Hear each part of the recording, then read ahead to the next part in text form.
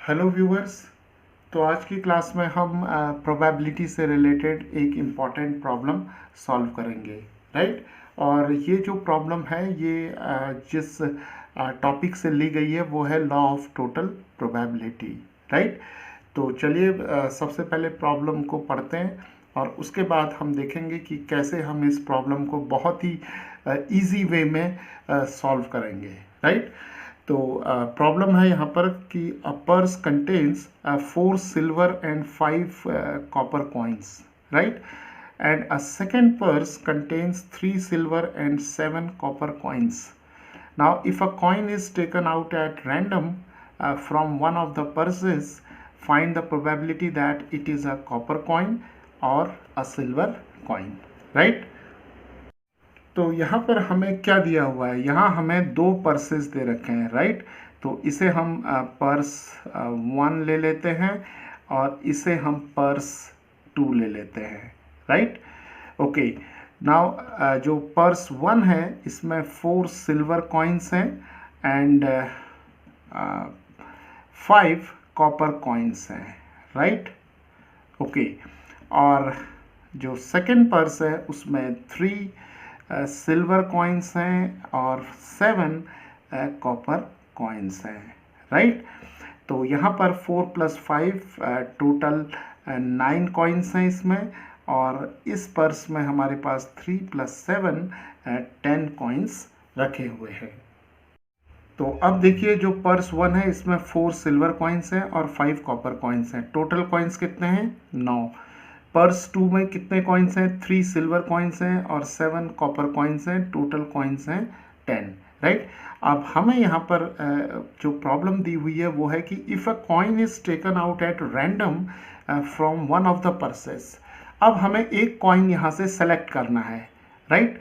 तो जब हम उस कॉइन को सेलेक्ट करेंगे तो हमें ये बताना है कि उस कॉइन के कॉपर कॉइन होने की प्रोबेबिलिटी क्या होगी या फिर सिल्वर कॉइन होने की प्रोबेबिलिटी क्या होगी, राइट। तो अब आप यहाँ पर देखिए कि हमारे पास दो पर्स दिए हुए हैं, पर्स 1 और पर्स 2, राइट।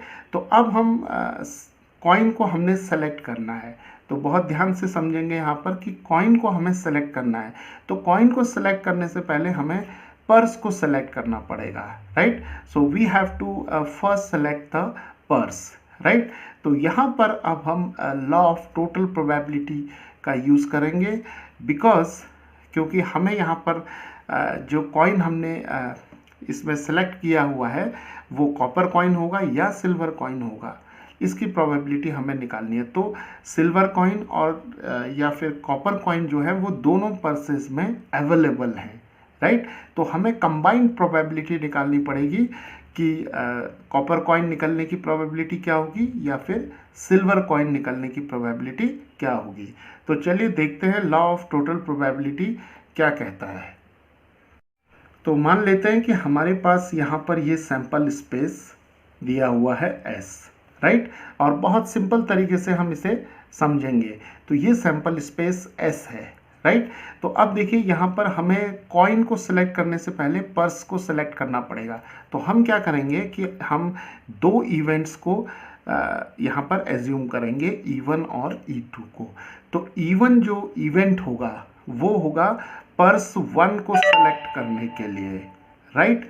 और E2 जो इवेंट होगा वो पर्स 2 को सेलेक्ट करने के लिए होगा, राइट। तो कॉइन निकालने से पहले हम क्या करेंगे, हम पहले पर्स को सेलेक्ट करेंगे, राइट। तो E1 और E2 दो हमारे पास इवेंट्स यहाँ पर आ गए हैं, राइट। तो E1 और E2 जो होंगे वो इस सैंपल स्पेस के इवेंट्स होंगे, राइट। तो क्योंकि यहाँ पर दो ही इवेंट हैं E1 और E2, तो हम एक इस तरीके से कर्व लगा लेते हैं। तो ये E1 हो जाएगा और ये E2 हो जाएगा, राइट।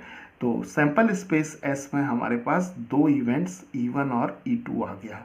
या हम ये कह सकते हैं कि ये जो सैंपल स्पेस है, this sample space is divided into these two events, that is E1 and E2। अब मान लेते हैं कि अगर यहाँ पर हमारे पास दो पर्स की जगह 3 पर्स होते तो हम यहाँ पर एक इवेंट E3 भी लेते, राइट। और यहाँ पर इसका एक डिवीजन हम और करते इस सैंपल स्पेस S का, और उसे हम नाम देते E3, राइट।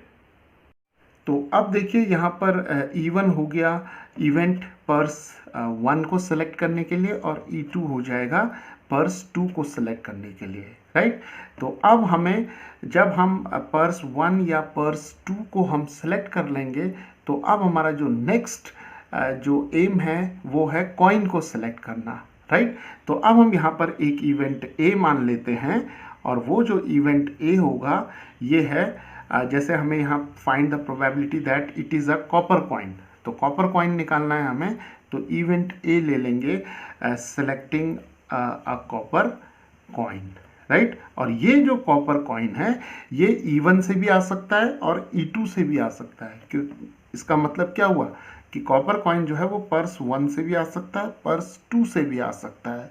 तो इसका मतलब जो इवेंट ए होगा ये E1 और E2 दोनों को ओवरलैप करेगा, राइट। तो हम क्या कर सकते हैं, हम जो इवेंट ए है इसको हम इस तरीके से बना सकते हैं, राइट। तो ये जो पार्ट है ए का वो E1 में भी होगा, और ये पार्ट जो है वो E2 में होगा, राइट। तो यहाँ पर हमारे पास अब क्या है, एक सैंपल स्पेस S है, और E1 और E2 इस सैंपल स्पेस S के पार्टीशंस होंगे, राइट। तो इसे हम पार्टीशन कह सकते हैं। और जो इवेंट ए है, ये इवेंट ए जो है जिसे हम मान रहे हैं कि कॉपर कॉइन निकालने के लिए, right, it means a coin is taken out at random, so random picking of a copper coin जो है वो E1 और E2 दोनों में दोनों के लिए वो कॉमन होगा, राइट। तो अब देखिए हमें क्या निकालना है, हमें निकालना है probability of getting a copper coin, right, getting a copper coin. तो अब हम इसे ऐसा लिख सकते हैं, कैसे कि जो कॉपर कॉइन है, अगर हमने पर्स 1 को सेलेक्ट किया तो पर्स 1 से भी हमें जो कॉपर कॉइन है वो मिल सकता है। तो अभी हम यहाँ केवल समझने के लिए इस नोटेशन को लिख रहे हैं, purse 1, right. Purse 1 means the coin comes from the selection of purse 1, right. और दूसरी बात हम ये लिख सकते हैं कि अगर हमने पर्स 2 को सिलेक्ट किया होता तो हमें कॉपर कॉइन यहाँ से मिलता, राइट। तो यहाँ पर अब हम लिख सकते हैं पर्स 2।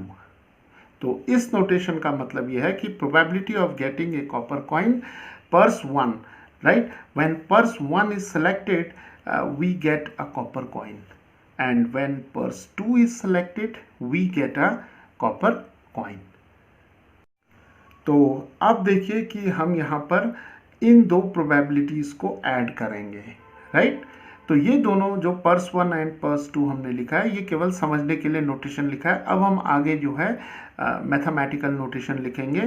तो ये जो होगा टोटल प्रोबेबिलिटी होगी getting a copper coin, right. So this represents the total probability of getting a copper coin when purse 1 is selected, then this is the probability, when purse 2 is selected, this is the probability।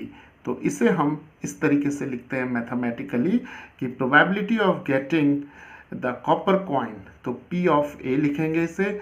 अगर purse 1 select होता है तो probability हो जाएगी P of A intersection E1, right, क्योंकि E1 जो है वो है event of selection of purse 1, right, or even E1 denotes the event of selecting purse 1। और अगर हमारा पर्स 2 सेलेक्ट होता तो प्रोबेबिलिटी हमारे पास होती A इंटरसेक्शन E2, राइट। तो अब ये दो प्रोबेबिलिटीज का जो सम होगा वो टोटल प्रोबेबिलिटी दिखाएगा गेटिंग ए कॉपर कॉइन। तो इसलिए ये जो कॉन्सेप्ट हम यूज़ कर रहे हैं इसका नाम जो है वो लॉ ऑफ टोटल प्रोबेबिलिटी है, राइट। तो यहाँ पर P probability of A intersection E1 है, यहाँ पर probability of A intersection E2 है। तो अब इन दोनों के लिए हमें कंडीशनल प्रोबेबिलिटी का जो फॉर्मूला है उसका यूज़ करना पड़ेगा। सो व्यूअर्स, हम जानते हैं कंडीशनल प्रोबेबिलिटी के लिए जो फॉर्मूला होता है वो होता है प्रोबेबिलिटी ऑफ E/F, राइट।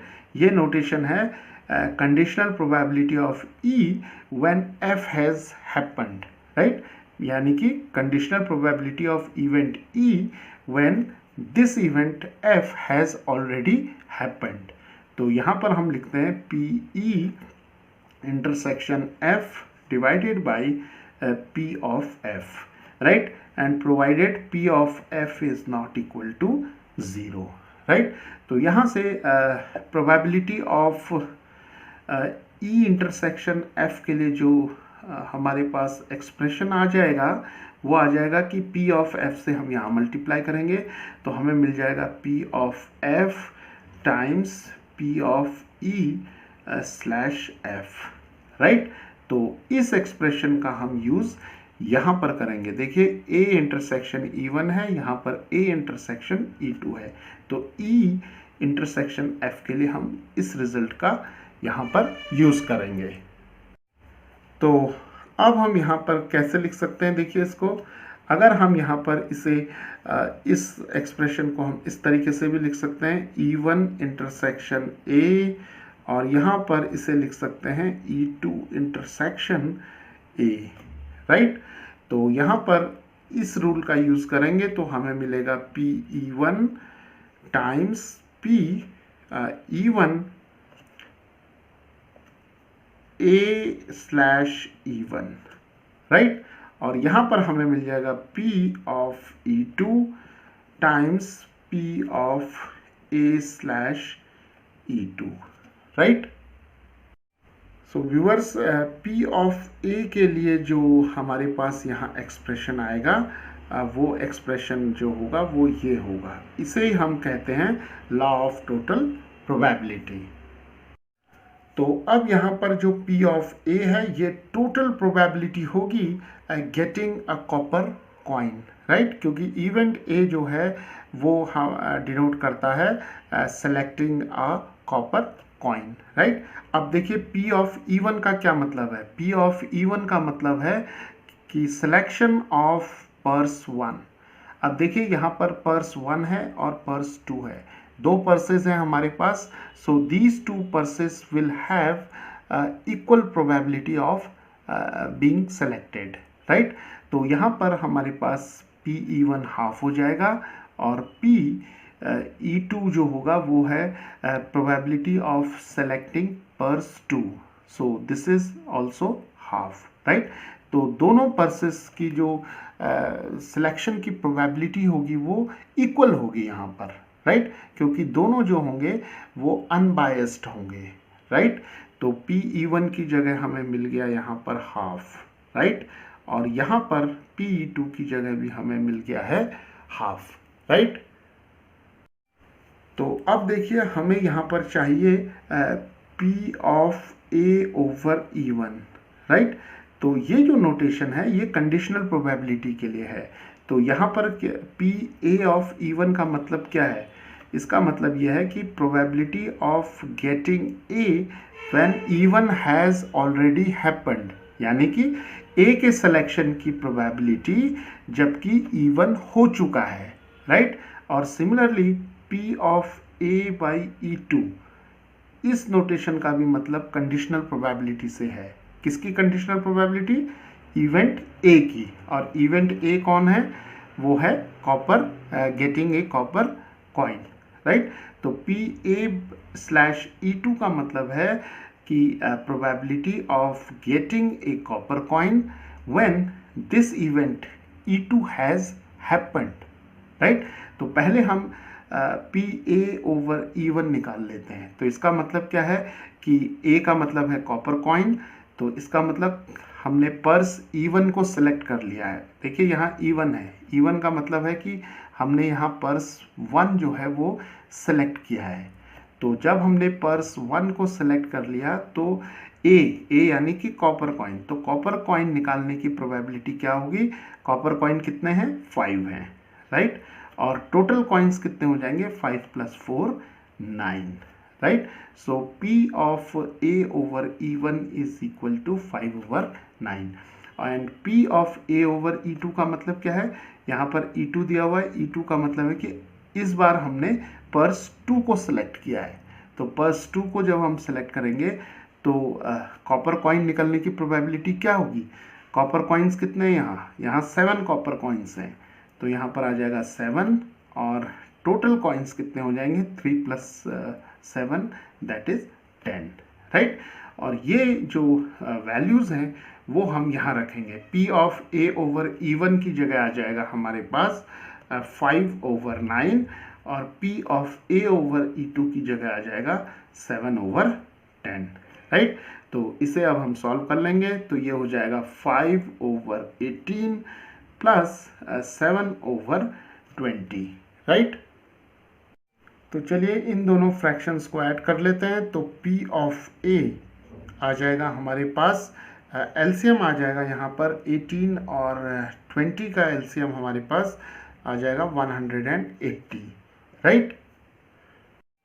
तो यहाँ पर आ जाएगा हमारे पास 18 10 ज़ा 180 एंड 10 5 ज़ा 50 एंड यहाँ पर आ जाएगा हमारे पास 29 ज़ा, सो 9 7 ज़ा 63, राइट। तो ये आ जाएगा हमारे पास 3 and 6 + 5 is 11, so we have 113 over 180, right. तो कॉपर कॉइन निकालने की जो प्रोबेबिलिटी होगी वो 113 ओवर 180 होगी, राइट। तो चलिए अब हम निकालते हैं find the probability of getting a silver coin, right. तो सिल्वर कॉइन निकालने के लिए हम जो प्रोबेबिलिटी का जो एक कॉन्सेप्ट है उसका हम यहाँ यूज़ कर सकते हैं। तो probability of getting a silver coin is equal to 1 minus probability of getting a copper coin, right। तो यहाँ पर जो कॉपर कॉइन की प्रोबेबिलिटी है वो हो जाएगी हमारे पास 113 over 180 and that is 180 minus 113 over 180 that is, so this is equal to 67 over 180, right। so viewers यहाँ पर जो कॉपर कॉइन के लिए जो प्रोबेबिलिटी आई है वो हो जाएगी हमारी 113 ओवर 180 एंड सिल्वर कॉइन को निकालने की जो प्रोबेबिलिटी है वो आ जाएगी हमारे पास 67 ओवर 180, राइट। और अगर हम इन दोनों प्रोबेबिलिटीज़ का सम निकालेंगे यानी कि 113 ओवर 180 प्लस 67 ओवर 180 तो हमें 1 मिलेगा, राइट। तो इस तरीके से हम लॉ ऑफ टोटल प्रोबेबिलिटी का यूज़ करके जो प्रोबेबिलिटीज़ हैं उन्हें कैलकुलेट कर सकते हैं।